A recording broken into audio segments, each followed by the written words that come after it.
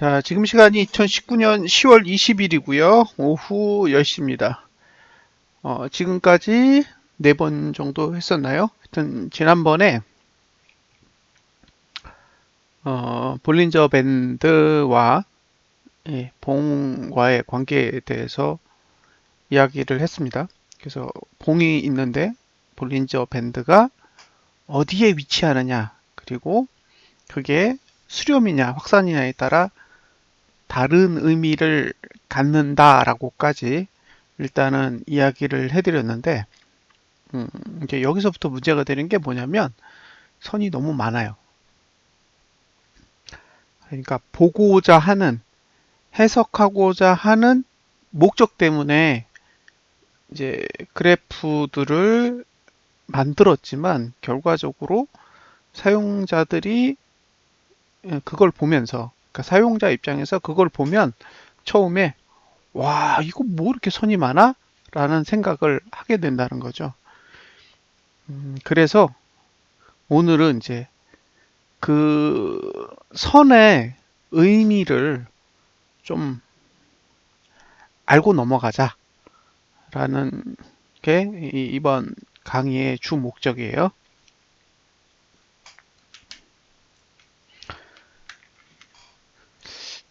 지난번에 일단 설명은 먼저 드렸는데요. 총 선은 4가지다. 그죠? 총 선은 4가지인데, 자, 일단은 켜고 얘기를 해보죠.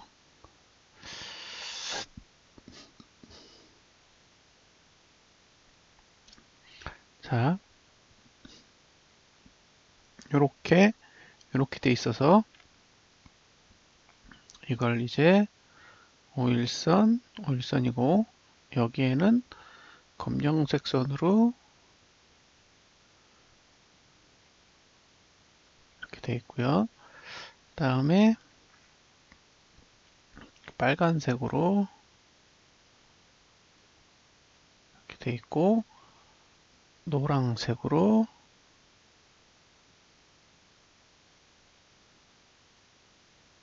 자 이렇게 돼 있죠. 그래서 이제 공부를 하실 때 총선은 4종류가 있는 거고, 그죠? 총선은 4종류가 있는 거예요. 4종류. 4종류가 있는데 이렇게 한 세트, 이렇게 한 세트, 이렇게 한 세트, 이렇게 한 세트죠. 그래서 여기 1번, 여기 2번, 여기 3번, 여기 4번이에요. 자, 여기까지 이해되셨죠? 예. 총 4종류의 선이 있다. 근데 그 4종류의 선은 볼린저 밴드의 공식의 특성상 예, 중앙, 상단, 하단 이렇게 3종류가 존재하는데 어, 이 그래프, 그러니까 이제 프로그 차트라고 부르는 이 그래프의 목적은 디렉션, 방향이 아니라 존이에요. 영역을 분석하기 위해서 만들어진 거기 때문에 예, 중심선은 배제를 했습니다. 그래서 중앙은 없고요. 상단선과 하단선이 존재하게 됩니다. 그래서 하나의 선은, 하나의 그래프는 2개의 선으로 구분되도록 되어 있습니다. 그래서 위에 있으면 상단, 아래에 있으면 하단인 거죠. 그래서 상단은 위에 있다라고 표시를 해서 플러스라고 표시를 하고, 아래에 있는 선은 하단이기 때문에 마이너스 표시를 하게 됩니다. 그래서 볼린저 밴드의 O 기준선, 그러니까 기간이 피리어드 값이 5일 경우 PO 플러스라고 표시를 하고, 예, 하단선일 경우엔 PO 마이너스라고 표시를 합니다. 그리고 기준이, 예, 기간에 대한 기준이 20일 경우에는 P20 플러스, 예, 밑에는 P20 마이너스가 됩니다. 그래서 P20 플러스, 그러니까 20 기준선은 검정색으로 표시를 하고, 예, 5 기준선은 파랑색으로 표시를 하고 있습니다. 이유가 있느냐? 초기에 만들 때는 이렇게 생각을 했어요. 매수를 하는 거는 저 볼린저 밴드로 매수를 하고, 매도를 하는 거는 저 볼린저 밴드가 아니라 이제 T차트라고 하는 그 선으로 매도를 한다라고 처음에 생각을 한 거예요. 그래서 매수를 해야 될 때는 음봉이어야 되잖아요. 그래서 P차트는 음봉을 상징하는 파란색을 사용하고, 예, T차트는 양봉에서 팥이라는 의미에서 예, 양봉을 뜻하는 빨간색을 사용하게 되었습니다. 이거는 이제 처음에 제 상상력에 의해서 만들어진 거죠. 실제로 팔 때도 예, 볼린저 밴드에서 파는 경우도 있는데, 어쨌든 이 그래프에 처음 설계를 할 당시의 생각은 그러했기 때문에 예, 선들이 예, T차트는 빨강색을 쓰고 있고 예, P차트는 파란색을 쓰고 있습니다. 그리고 T20의 경우에는 볼린저 밴드 21선을 사용하는 P20과 단순하게 구분을 짓기 위해서 생각을 하다가 그냥 노란색을 쓴 겁니다. 뭐 별다른 의미는 없어요. 나중에 지금은 설정 기능이 아직 차트에 없기 때문에 여러분들이 색을 못 바꾸시는데, 나중에 설정 기능이 들어가게 되면 이제 본인 기호에 맞게 색상을 변경해서 사용하셔도 무방합니다. 자, 여기까지는 이제 이해가 되셨죠? 총 선은 4개다. 그죠? 그래서 뭐뭐가 있냐? P5, P20, TO, T20 이렇게 4개 종류가 있는 거예요. 그래서 상단 하단, 예, 상단 하단, 상단 하단, 예, 상단 하단 이렇게 되어 있는 거죠. 자, 여기까지 이해되셨죠? 자, 다시 이걸 구분해 보자고요. 이건 뭘로 만들었냐? 이거는 봉으로 만든 거예요. 봉. 봉은 쉬고 저종으로 이루어져 있죠. 그러니까 P차트는 봉이 가지고 있는 데이터를 가지고 만든 거예요. 실제로 얘는 볼린저 밴드랑 값이 똑같습니다.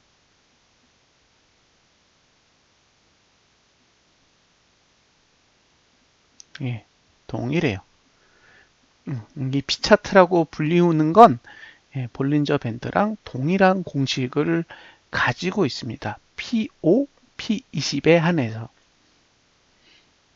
그래서 초기에 P5, P20의 이름은 그냥 P형 볼린저 밴드 예, 이런 식으로 불렀죠. 왜냐하면 볼린저 밴드니까. 예, 그럼 밑에 T는 뭐냐? 예, T는 이격도의 볼린저 밴드예요.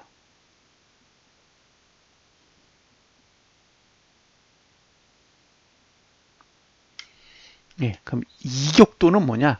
예, 볼린저 밴드도 생소한데 도대체 이격도는 뭐냐? 이격도는 예, 주가랑 이동평균선 간의 간격이에요.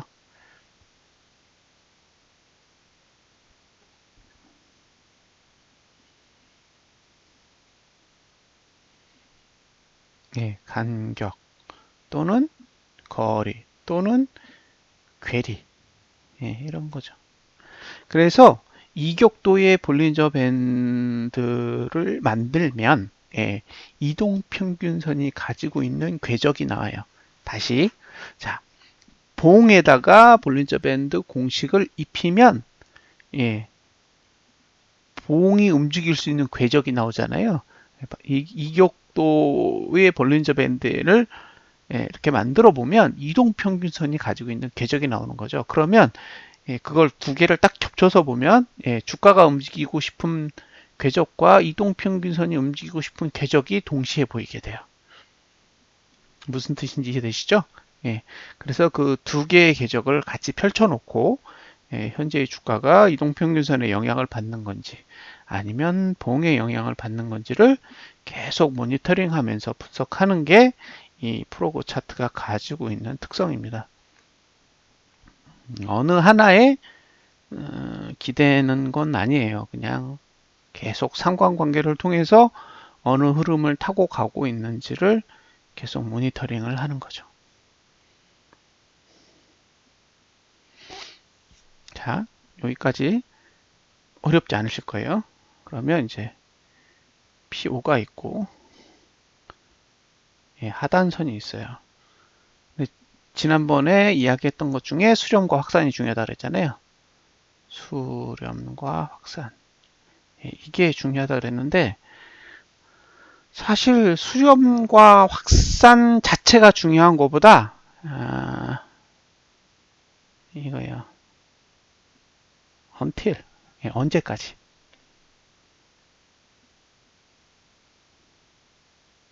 이게 더 중요한 거예요. 그러니까 수렴이냐 확산이냐가 아니라 지금 당장 수렴이냐 확산이냐 이런 게 중요한 게 아니라 수렴이면 언제까지 수렴이고 확산이면 언제까지 확산이냐 라는 게 더 중요한 거죠.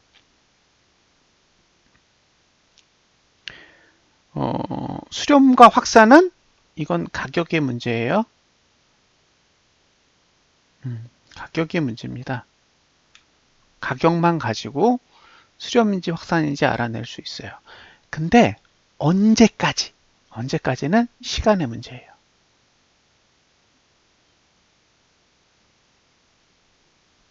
그죠? 예, 수렴이냐 확산이냐 지금 당장 수렴이냐 확산이냐는 단순하게 가격에 의해서 쉽게 파악이 될 수 있어요. 근데 지금의 이 선이 언제까지 수렴의 형태를 지니고 언제까지 확산의 형태를 지니는지는 단순하게 가격을 통해서 알 수 있는 게 아니에요. 시간에 대해서도 알아야 돼요. 그런데 볼린저 밴드에는 시간에 대한 공식이 들어있지 않아요. 다시 수렴과 확산이 중요하다. 그런데 수렴과 확산은 그냥 공식을 넣어서 가격 데이터만 넣으면 자동으로 추출되는 값이라는 거죠. 하지만 다음 뽕, 그 다음 뽕, 그 다음 뽕 이렇게 시간이 지남에 의해서 그 수렴이 계속 수렴을 유지하는지 아니면 그 확산이 계속 확산을 유지하는지는 알 수 없다는 거예요. 그래서 그걸 알아내려면 단순하게 가격 정보뿐만 아니라 시간에 대한 정보도 필요한데 볼린저 밴드 공식 자체 안에는 시간에 대한 정보를 포함하고 있지 않다라는 거죠. 투자심리도라는 보조지표가 실제로 같이 적용이 되어 있는데 투자심리도에는 시간에 대한 정보가 있어요. 애초부터 시간을 분석하도록 만들어져 있는 지표이기 때문에 투자심리도 같은 경우에는 시간 정보가 명확하게 들어있는데 볼린저 밴드는 시간을 분석하는 지표가 아니라 가격을 분석하는 지표이기 때문에 시간에 대한 정보 자체가 공식 안에 포함이 안 돼 있는 거죠. 그래서 시간을 분석하려면 여기다가 공식에다가 시간을 끼워넣어야 돼요.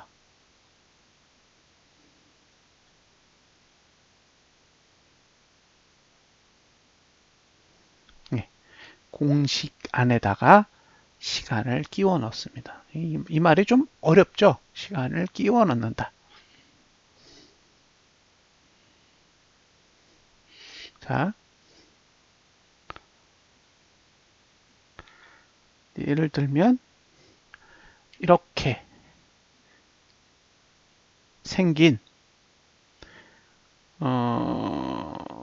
5일선이 있다고 치자고요. 이게 P5예요. 그러면 이게 전일, 이게 오늘이에요.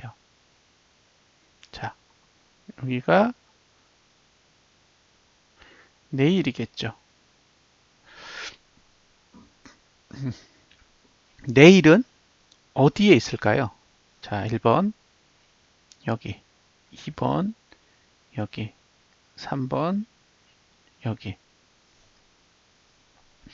지금까지 우리는 이걸 상상해요. 예? 상상한다고요. 아, 1번에 있을 것 같아. 아니야, 2번에 있을 것 같아. 아니야, 3번에 있을 것 같아. 그렇게 상상한다고요. 그래서 어떻게 했죠? 예, 어디에 있는지. 자, 임의의 지점 X를 잡고 이게 실제로 그 다음 봉에 가면 현재의 P5가 위치할 자리예요. 그걸 현재 시점에서 보도록 가져옵니다. 그래서 이렇게 당겨다가 여기다 보여줘요. 여기 있는 점이 하나, 이게 내일이 되는 거죠. 예, 봉 하나가 변하면 위치할 수 있는 자리 여기를 현재 시점에 보도록 표시를 하는 거죠. 이렇게. 자, 이게 미래로 가면 일로 갈 건데 그걸 현재 시점에 보여주기 위해서 표시를 여기다 하는 거예요. 그러니까 이 점, 이걸 A라고 하고 이거를 B라고 하면 예, A는 B의 미래 위치예요.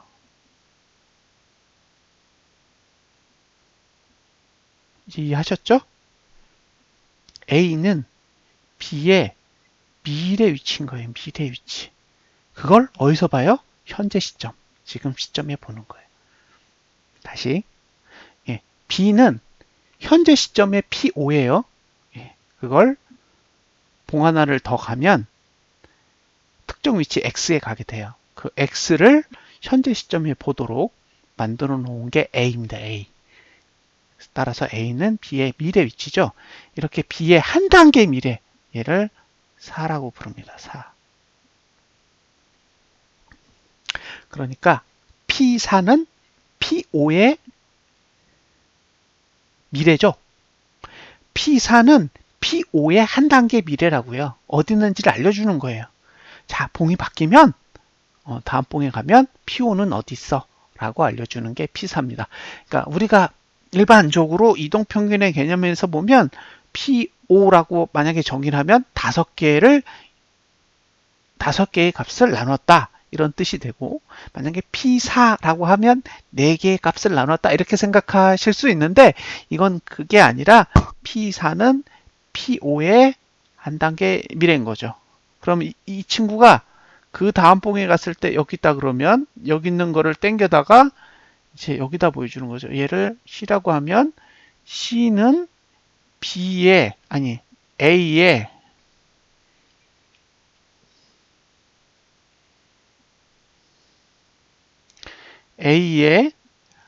한 단계 미래고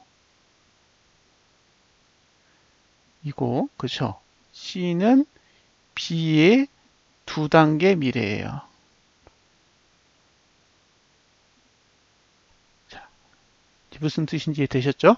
예, 2단계까지 보여줘요. 그러니까 현재 시점 B, 현재 시점이 한 단계 갔을 때와 2단계 갔을 때의 위치를 현재 시점에서 보도록 만들어 놓은 거예요. 그래서 얘는 P3이라고 부릅니다. 실제로는 한 단계 더 가도 돼요. 구현할 수 있어요. 그러면 P2가 되는 거예요. 그럼 P2는 B의 3단계 미래, A의 2단계 미래, C의 한 단계 미래가 됩니다. 근데 이렇게 P2까지 구현하면 선이 너무 많아져요. 그리고 이 B라는 시점에서 멀어지면 멀어질수록 사실은 영향력이 되게 약화되거든요. 그래서 P2는 버렸어요. 그리고 나머지 3개 선 P3, P4, P5 이렇게 되어 있는 거죠. 그래서 다시 정리하면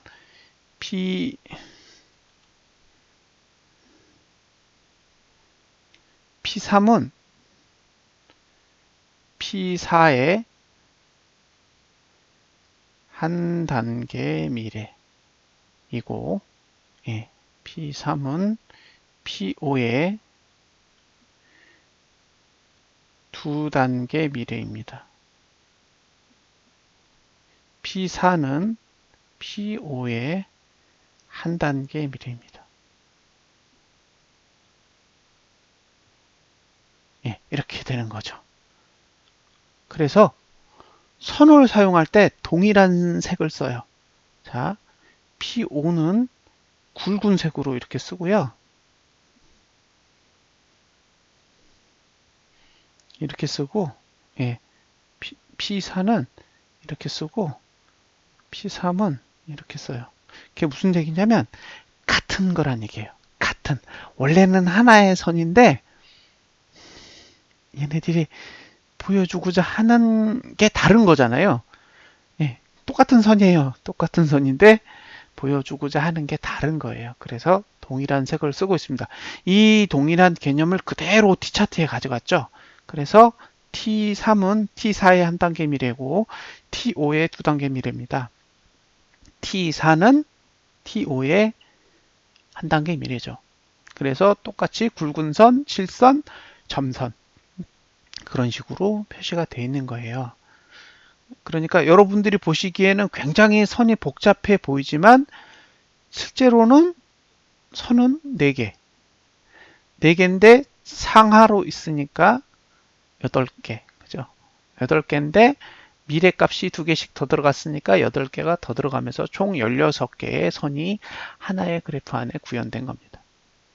실제로 개념적으로는 5, 20, 그 다음에 일반 볼린저 밴드랑 이격도의 볼린저 밴드가 합성되어서 보여지는 그래프라고 생각하시면 돼요.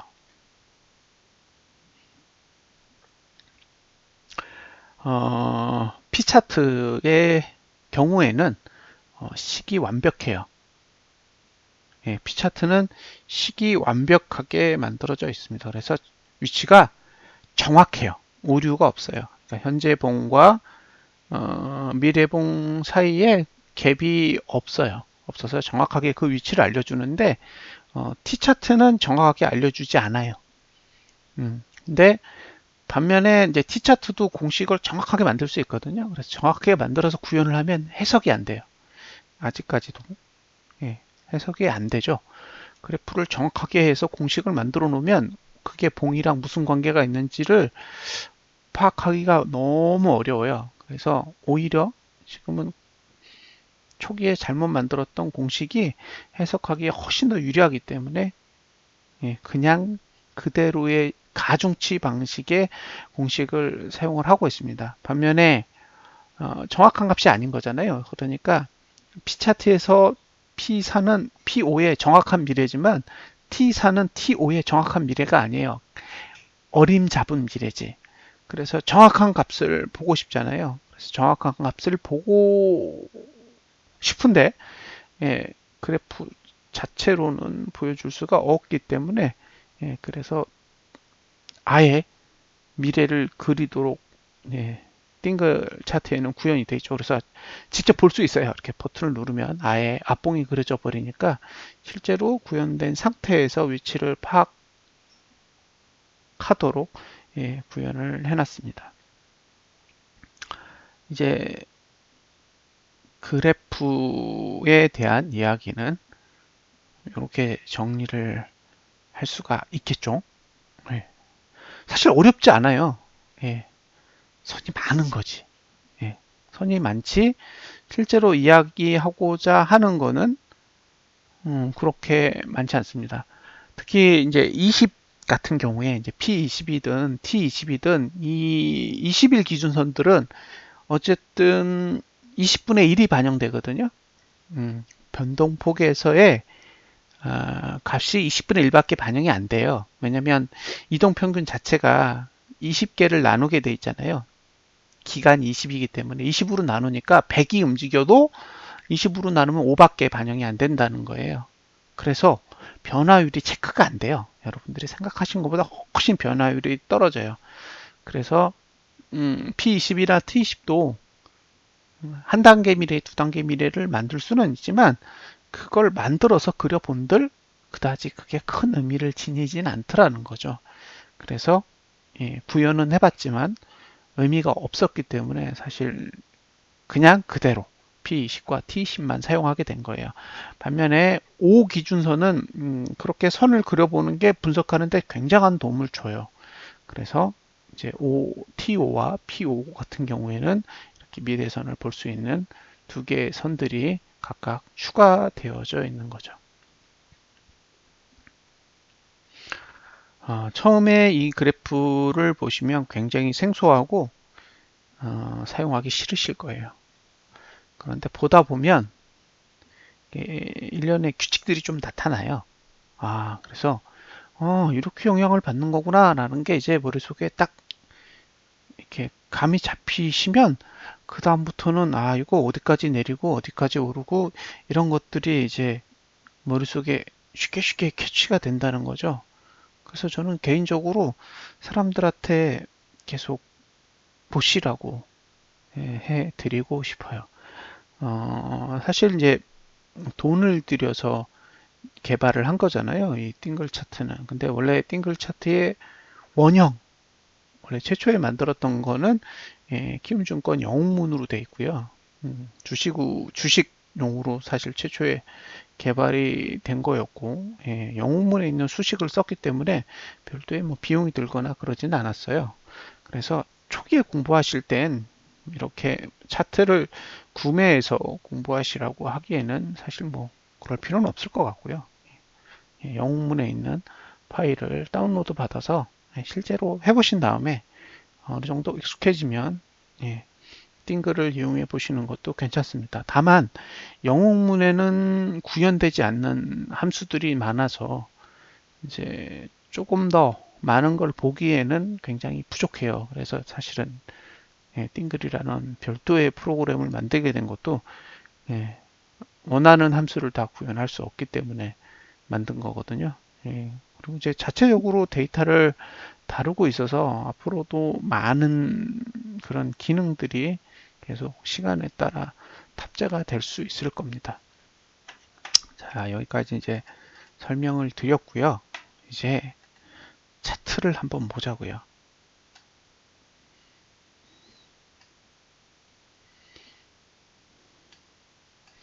자, 눈앞에 차트가 보이겠죠? 예. 그러면 이걸 캡처를 해서 보는 게 좋겠죠?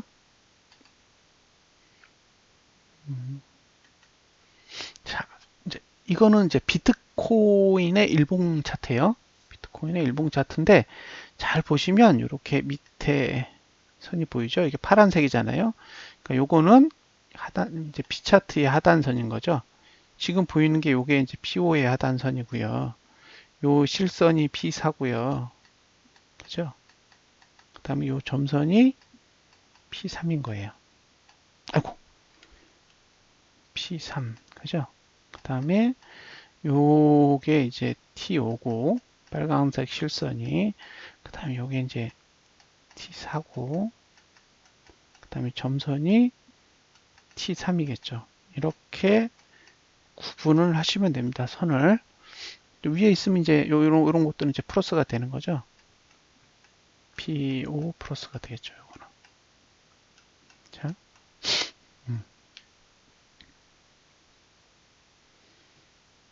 이해되셨죠? 그럼 보통 하락 추세일 때 이제 하락 추세라고 하면 T5 저항선이 아래를 보는 그 상황을 하락 추세라고 합니다. 반대로 상승 추세는 T5 지지선이 위를 볼 때예요. P차트하고는 상관이 없어요. 추세는 빨간색 그래프를 의미하는 겁니다. 그래서 저항선 T5 저항선이 아래를 볼 때는 하락 추세라고 하고 T5 지지선이 위를 볼 때는 상승 추세라고 하는 거죠. T5 지지선이 아래를 보면 상승 추세가 끝난 거고요. 하락 추세가 아닌 거예요. 상승 추세가 끝난 거지. 반대로 T5 저항선이 아래를 보다가 위를 보게 되면 하락 추세가 끝난 거죠. 자, 여기서 잘 보세요. 여기에 다시 캡처 뜰게요. 자,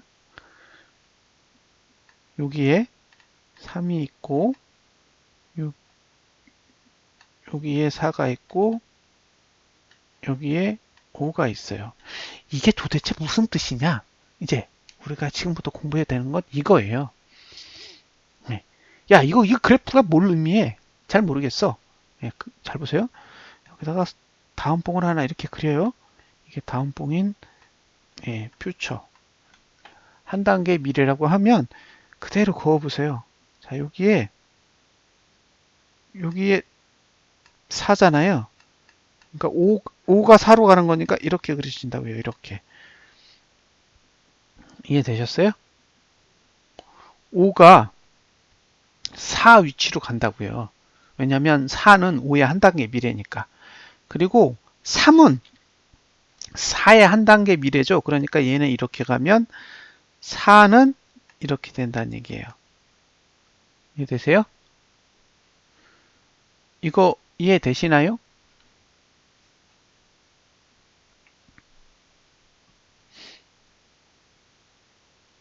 이해되셨죠? 그러니까 5는 확산이 되죠. 왜냐면 밑으로 내려가니까. 4는 수렴이 되죠. 위로 올라가니까.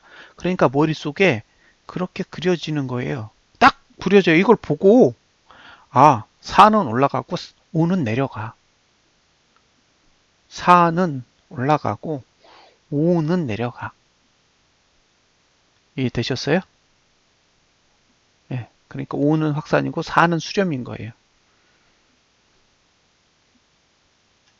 오케이? 예. 그러면 이걸 미래를 이렇게 그려보면 어떻게 돼요? 실제로 5는 내려가고 4는 올라와요. 이제 무슨 얘기냐? 우리는 미래의 지표의 위치를 다 알아요.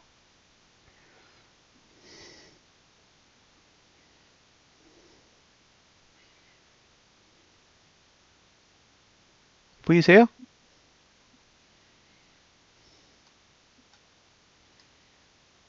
눈으로 보이죠? 눈으로 봤잖아요. 그러니까 우리는 현재 시점에서 미래의 그래프의 위치를 알아요. 봉이 어떻게 바뀌면 위치가 어디 있는지를 다 알아.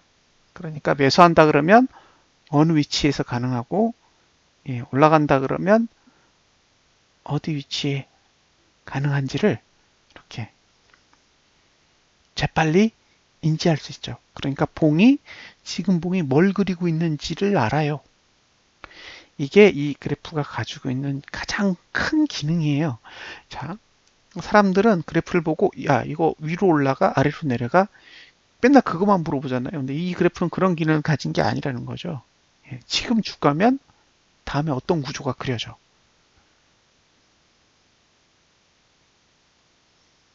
예, 그런 정보를 알려주는 거예요.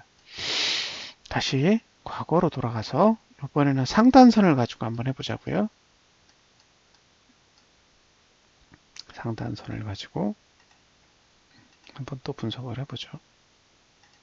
자, 임의의 비례 이렇게 그리고 이걸 이제 F라고 하면 여기가 3이니까 4는 이렇게 내려오겠죠. 여기가 4니까 5는 이렇게 내려오고 여기에 P5가 있고 여기 P4가 있겠죠. 이해되세요? 그죠? 어이구. 실제로 미래를 그려보면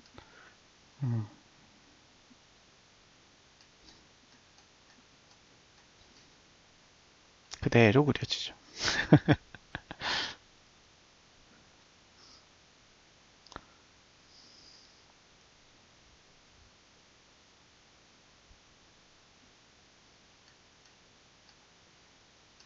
이제 이해되셨죠? 우리는 앞을 보는 거예요. 이 그래프는 앞을 보기 위해서 만들어 놓은 거예요. 그러니까 어디에 있는지 알아. 어디에. 수렴이 언제까지 이어지고 확산이 언제까지 이어지고 그래서 그 위치가 어디 있는지를 현재 시점에서 한 단계, 두 단계 앞의 위치를 알고 있는 거죠. 그리고 그걸 봉이 바꾸려고 하는지 아니면 그걸 받아들이고 있는지도 관찰을 통해서 파악할 수가 있는 거예요.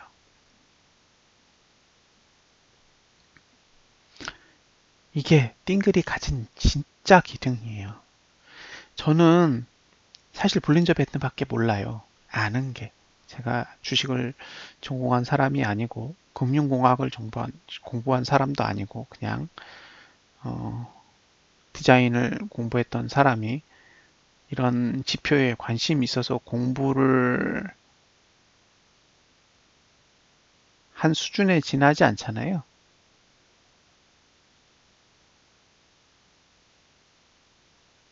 그렇다 보니 저는 볼린저 밴드밖에 아는 게 없어요. 근데 이런 분석 방법은 단순히 볼린저 밴드에 국한되는 게 아니에요. 모든 지표에 똑같이 적용할 수 있어요. 몇 가지 가공하는 방식만 적용을 하면 뭐 MACD든 스토캐스틱이든 RSI든 이격도든 예,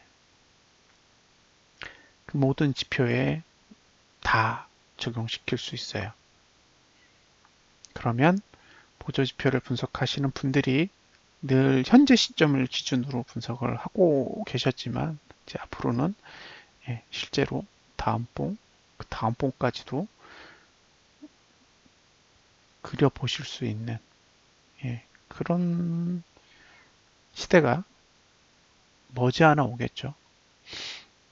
그렇게 분석하는 것에 대해서 많은 분들이 크게 관심을 갖지 않았지만 어쨌든 누군가 그런 부분에 대해서 분석이 가능하다라는 걸 사람들에게 보여주면 그리고 그 부분에 대해서 사람들이 인정하고 공감하기 시작한다 그러면 굉장히 빠른 시간 안에 이러한 해석 방법들이 사람들 사이에서 회자될 거라고 생각해요. 지금까지 기술적 분석이라는 걸 많은 사람들이 다뤘는데 대부분의 사람들은 자기의 견해를 다뤄요. 견해. 그러니까 어차피 좌측의 세상은 우리가 다 아는 세상이고 우측의 세상은 우리가 모르는 세상이잖아요. 우측은 원래 존재하지 않아요. 데이터가 없기 때문에. 지금까지 우리가 사용하는 기술적 분석에는 미래에 대한 데이터라는 개념이 없었단 말이에요. 그래서 우측은 상상의 영역이었고 오로지 좌측만이 데이터의 영역이었는데 이제는 공식을 일부 조정을 해서 미래의 세계도 데이터의 세계 안으로 이제 가지고 들어온 거죠. 그래서 상상하지 않아도 주가가 움직이는 대로 그대로 보여주죠.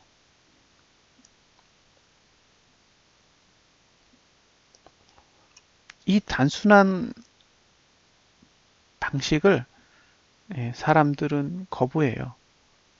음, 거부하는 건 이걸 주식이 주자도 모르는 사람이 만들었기 때문이에요.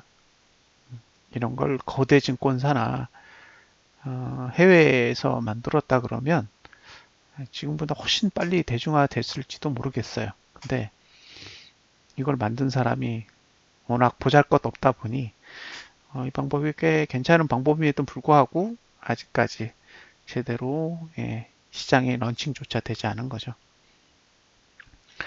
이제 미래에 대한 개념은 좀 아시겠죠? 그래서 지금 상태면 아직은 수렴 현상이 남아 있는 거죠. 그리고 T 차트는 수렴이 끝나요. 그러니까 이 상태로 보면 일봉은 하락 추세가 끝나게 되는 겁니다. 단 요대로 마감을 한다면 이대로 마감을 하면 일봉은 하락 추세가 끝나게 돼요. 자, 그러면 똑같은 논리로 주봉을 보겠습니다.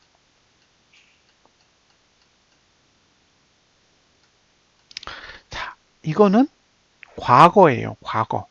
그러면 지금은 언제냐? 10월 20일이에요. 이거는 이번 주 월요일에 차트란 말이에요. 그럼 현재 차트로 보면 어떻게 생겨 있냐면 이렇게 생겨 있어요. 이렇게. 보이시죠? 이렇게 생겼단 말이에요. 이게 주봉이에요. 앞으로 10시간 반. 10시간 반 정도가 되면 이제 다음 주가 올 건데 다음 주가 됐을 때 이게 3이잖아요. 그러니까 이렇게 가고 얘가 이렇게 오겠죠. 그죠?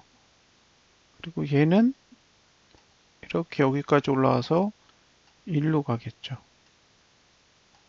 그죠? 이렇게 될 거잖아요. 그러니까 여기에 P5가 있고 여기에 P4가 있을 거예요. 이렇게.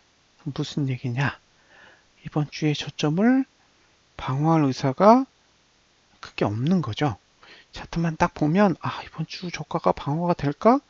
방어가 되기 쉽지 않겠죠. 밑을 열고 있으니까. 이번 주 저가보다 높은 위치에 지지가 있어야 되는데 지금 이번 주 저가보다 낮은 위치에 지지가 위치하게 돼요. 우리가 지난번에 배웠듯이 지지의 위치가 전봉 저가 위에 있는 경우와 전봉 저가 밑에 있는 경우는 다르고 그 다음에 현재 봉이 음봉이냐 양봉이냐에 따라 또 다르다 그랬잖아요. 그러니까 지금 봉의 형태로만 보면 일단 지금 봉은 음봉이에요. 음봉인데 아랫꼬리가 별로 없고 윗꼬리도 별로 없지만 몸통이 제법 있는 음봉입니다. 그리고 지지는 전봉 저가 위에 있지 않아요. 따라서 이건 오르기 좋은 봉은 아닌 거죠. 그러면 P4 이 위치에 이렇게 오느냐, 그죠? 그래서 T5가 여기까지 오느냐, 사실 이게 관건이거든요. 근데 실제로는 어떻게 돼 있냐면, 보세요. 훨씬 깊게 내려와요. 잘 보시면, 이제 보이시죠? T4는 여기에 있는데, T5는 여기에 있는 거죠. 그래서 갭이 있다고요. T차트는 갭이 있어요.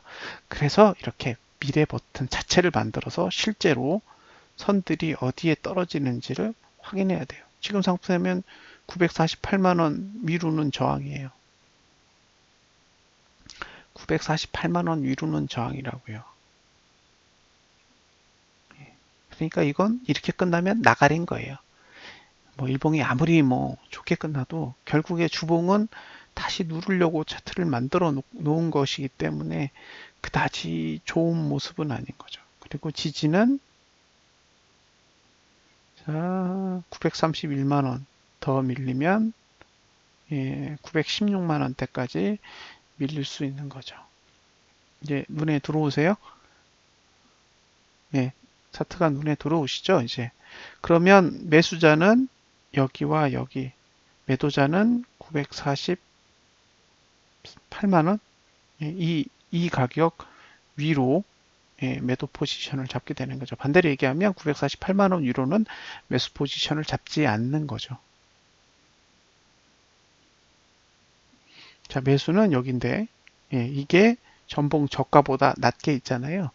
그 얘기는 이번 주에 저가는 붕괴될 가능성이 높다는 얘기죠. 이번 주에 저가가 붕괴될 가능성이 높은데 굳이 이번 주에 매수해야 될 이유는 없어지는 거잖아요. 이렇게 해석할 수 있는 거예요. 다음 주는 이번 주보다 더 내릴 수 있는 환경이기 때문에 그다지 지금의 상황은 좋은 건 아니라는 거죠. 자, 이제 전봉의 저가가 무너졌을 경우에 단순하게 지지해서 매수를 하는 게 아니라 손절선에 대해서 다시 전략을 만드셔야 된다고 했잖아요. 그래서 그러면 이제 월봉의 전봉 저점을 손절선으로 활용하든지 아니면 일봉에서 양봉이 떠서 손절선이 확보가 되면 일봉의 손절선을 활용해서 매수 전략을 가져가는 방법도 하나의 방법이라고 설명을 드렸습니다. 이런 경우에 쓰시는 거예요. 그러니까 지금 같은 경우에 그 차트는 그다지 좋은 차트는 아니라는 거예요. 적어도 이 차트가 좋아지려면 한 980만 원대까지는 올라가야 되지 않을까 싶거든요. 예를 들어서 자, 예측 버튼을 누르고 이제 종가를 한 980만 원대까지 한번 당겨 볼게요. 985만 원. 하나, 둘, 셋, 넷. 예. 이렇게 해서 적용을 해보면 보세요. 예. 이렇게 985만 원까지 올리면 저항의 위치는 991만 6천 원대까지 올라가고요. 반면에 지지는 이제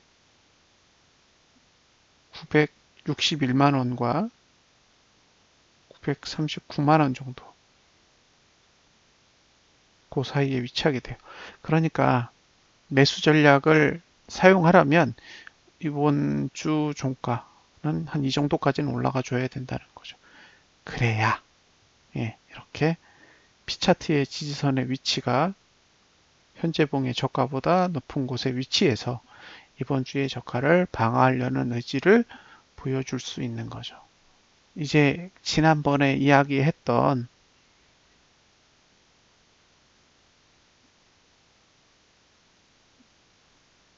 그런 부분에 대해서 조금 더 쉽게 감이 오실 거예요. 봉을 그리는데, 그죠? 봉을 그리는데,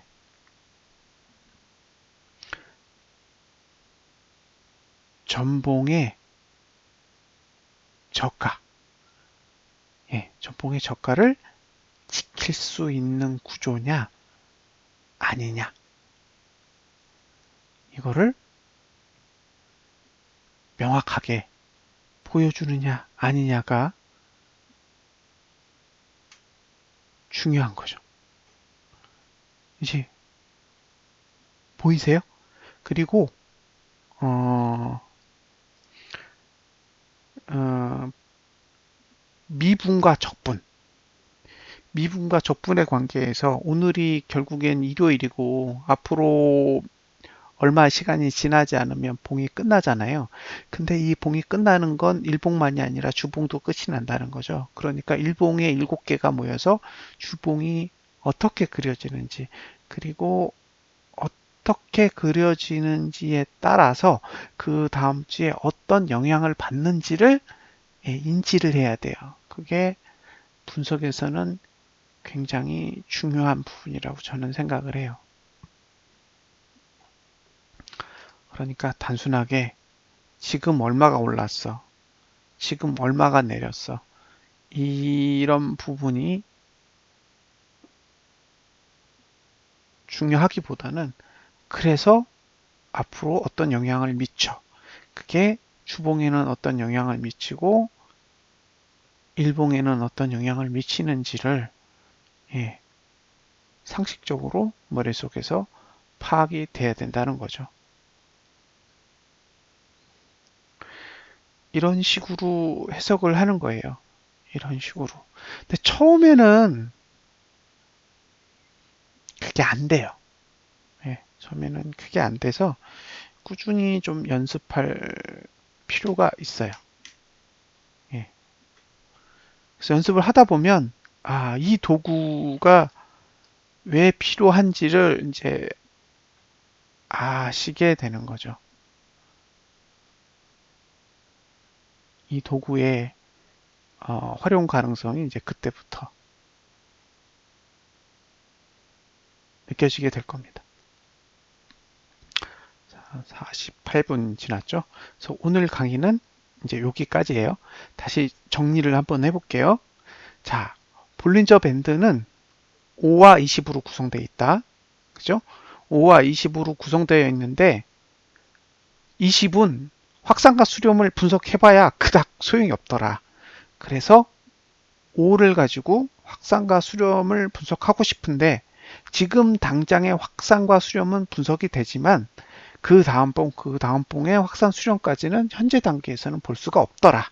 그래서 공식을 가공해서 예, 공식을 가공해서 확산과 수렴이 언제까지 이어지는지를 알아내기 위해서 별도의 그래프를 만들었고 그 그래프를 현재 단계에서 볼 수 있도록 만들었다. 그래서 5 기준선은 4, 3 이렇게 두 단계 미래를 보기 위해서 추가되었다. 그리고 요 세트가 이격도의 볼린저 밴드를 만들다 보니 두 세트가 존재한다. 라는 거예요. 그리고 이걸 모든 봉에 다 적용할 수 있잖아요. 일봉, 주봉, 그 다음에 월봉 이렇게 다 적용을 할 수 있기 때문에 시간이 흐름에 의해서 만들어지는 봉과 봉의 관계가 있다라는 거죠. 그죠? 7개의 봉이 모여서 주봉 하나를 만들고 30개나 31개의 봉이 모여서 월봉 하나를 만듭니다.